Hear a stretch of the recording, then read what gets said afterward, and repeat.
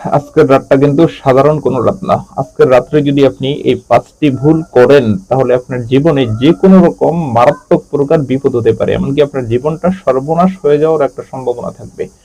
তো আজকের রাতটা অন্যান্য রাতের মতো সাধারণ কোনো রাত না। আজকের রাতটা হচ্ছে ঈদের রাত। আজকে যে রাতটা আমরা অতিবাহিত করছি এই রাতটা হচ্ছে ঈদের রাত। এই ঈদের রাতে যদি 5টি ভুল আপনারা করেন, যে কোনো ভাবে আপনাদের জীবন সর্বনাশ হয়ে যাওয়ার সম্ভাবনা আছে। তাই এই ভুলগুলো কখনোই করা যাবে না। তাই আমি মনে করি আজকের এই ভিডিওটা আপনি স্কিপ করা মানে, টানিয়ে দেখা মানে এই রাতটা আপনার জন্য সর্বনাশের একটি কারণ হয়ে যাওয়া। তাই ভিডিওটাকেও স্কিপ করবেন না। সংক্ষেপে কিছু কথা বলবো, সম্পূর্ণ ভিডিওটা একটু শেষ পর্যন্ত দেখবেন। ভিডিওটি শুরু করার আগে কিছু কথা বলবো, টিকটকে কখনো আমরা আমাদের কোনো ভিডিও ছাড়ি না। কিছু প্রতারক চক্র আমাদের ভিডিওগুলোকে টিকটকে আপলোড করে আপনাদের সাথে বিভিন্ন রকম প্রতারণা করে। প্রতারক চক্র থেকে সাবধানে থাকতে স্ক্রিনে দেওয়া 3355 নাম্বারে ভিডিও কল দিয়ে তারপর আমাদেরকে কাজ দেবেন। চলুন তাহলে কথা না বাড়িয়ে ভিডিওর মেইন আলোচনায় আসতে পারি। দর্শক, আজকে রাতটা অতিবাহিত হয়ে যাওয়ার পরে আগামীকাল পবিত্র ঈদ উল ফিতর অর্থাৎ রমজান ঈদ।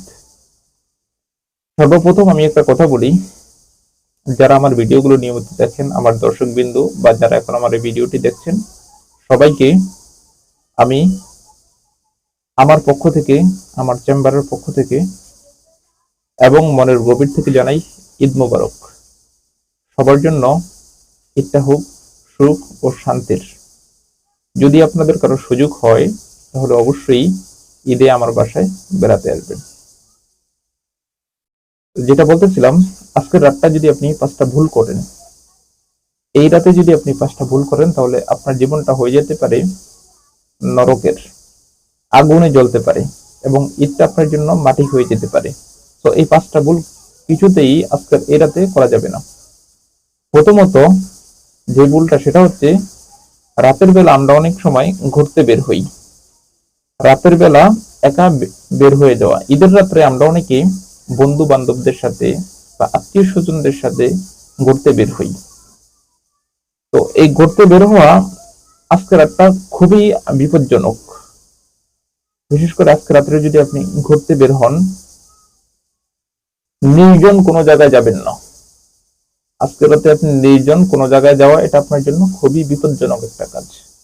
কারণ এই নির্জন জায়গায় গেলে যেই কোনো সন্ত্রাসীদের, ঈদ যখন আসে তখন সন্ত্রাসী বা বিভিন্ন ডাকাত বা চোরদের একটা আনাগোনা বেড়ে যায়। তো আপনি যদি এই রাতে কোথাও ঘুরতে যান একাকিত্ব ভাবে, এটা আপনার জন্য বিপদের যে কোনো কারণ হতে পারে। এই রাতে একাকিত্ব কোনো জায়গায় ঘুরতে যাবেন না। দ্বিতীয়, অচেনা কোনো মানুষের দেওয়া কোনো কিছু খাওয়া। ঈদ মানে খুশি, ঈদ মানে আনন্দ। আনন্দের বশত অনেক লোক আমাদেরকে খুশি হয়ে অনেক কিছু খেতে দেয়। তো অচেনা কোনো মানুষের দেওয়া আমরা কোনো কিছু এই রাত্রে খাবো না। কারণ অনেক ডাকাত চক্র বা অনেক চোর চক্র আজকে রাতে ফাঁদ পেতে থাকে মানুষের পকেট থেকে টাকা পয়সা নেওয়ার জন্য।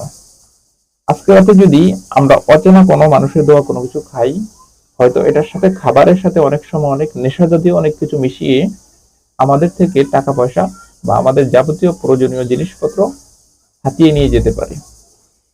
তৃতীয়ত, ঈদ আসলে তন্ত্র মন্ত্রের অনেক কিছু কাজ করে অনেকে। বিশেষ করে ঘর বাড়িতে যে সমস্ত মা বোন যারা মহিলা আছেন, তাদের ক্ষেত্রে এই সতর্কতা অনেক সময় বিভিন্ন কবিরাজ থেকে ঘুম চালানের বিভিন্ন তন্ত্রমন্ত্র নিয়ে বাড়িঘর চুরি করে নিয়ে যায়। যারা চোর আছে বা ডাকাত চক্র আছে তারা। তো আজকে রাত্রে অবশ্যই এই সমস্ত জিনিসগুলোর দিকে নজর রাখবেন, যেন আপনার লাইফটাও কোনো ক্ষতি বা কোনো খারাপ কোনো কিছুর ভিতরে না পড়ে যায়। আর আপনি বাহিরের অচেনা দেওয়া মানুষের কোনো কিছু খাবেন না। খেলে হয়তোবা এই তন্ত্র মন্ত্র বা কোনো মন্ত্র পরে, কোনো দোয়া দুরুদ পরে কোনো কিছু খেয়ে আপনাকে বশ করে আপনার থেকে সবকিছু হাতিয়ে সে নিয়ে যাবে। তাই এই তন্ত্র মন্ত্র থেকেও আপনারা সাবধানে থাকবেন, অচেনা দেওয়া মানুষের কোনো কিছু খাবেন না। চতুর্থত, রাতে অপ্রয়োজনীয় কাজে জেগে থাকা। ঈদের রাত্রে বিভিন্ন সময় আমরা অপ্রয়োজনীয় বিভিন্ন কাজে, বিভিন্ন বোমা, বিভিন্ন গান বাজনা, বিভিন্ন রকম অশ্লীলতার ভিতরে, অনেকে নেশা করার ভিতরে আমরা জড়িত থাকি। বা অনেক মা বোনরা আছে যারা অপ্রয়োজনীয় মুখে উচ্চারণ করছি না অসামাজিক অনেক কাজে জড়িত হয়ে যায়। আগামীকালকের দিনটা আমাদের জন্য ঈদের দিন, পবিত্র একটা দিন। দিনটাকে আমরা আনন্দের সাথে উদযাপন করব। এই জন্য আজকে রাতে অপ্রয়োজনীয় কোনো কাজে আমরা সময় নষ্ট করব না এবং অপ্রয়োজনীয় কোনো কাজে আমরা সময় ব্যয় করব না। পঞ্চমত যে কাজটা, সেটা হচ্ছে অহংকার ও অপচয় করা। অহংকার করা, অপচয় করা। আমাদের মানুষের মধ্যে একটা অহংকার থাকে, আর আমরা যে কোনো জিনিস অপচয় করি। অহংকার বলতে ঈদের দিনটা সবার জন্য আজকে, আমি ধনী অমুকে গরিব, তার সাথে আমার মিশা যাবে না, এই অহংকার আমাদের ভিতর থেকে আমরা দূর করতে হবে। এবং অপচয় করা, অপচয়ের যে বিষয়টা, যতটুকু আমি পাবো অতটুকুই খাবো, আর যতটুকু আমি পারবো অতটুকুই ব্যবহার করব, এর বাইরে আমরা অপচয় করব না। বিশেষ করে বিদ্যুৎ, পানি বা জাতীয় যে সমস্ত আমাদের সম্পদগুলো আছে, এই সম্পদগুলো প্রয়োজনের বাইরে কোনো কিছু আমরা ব্যবহার করব না। অহংকার, আজকের দিনটা সবার জন্য ঈদ, সবার জন্য আনন্দ, আল্লাহ সবার জন্য এই দিনটাকে উন্মুক্ত করেছে।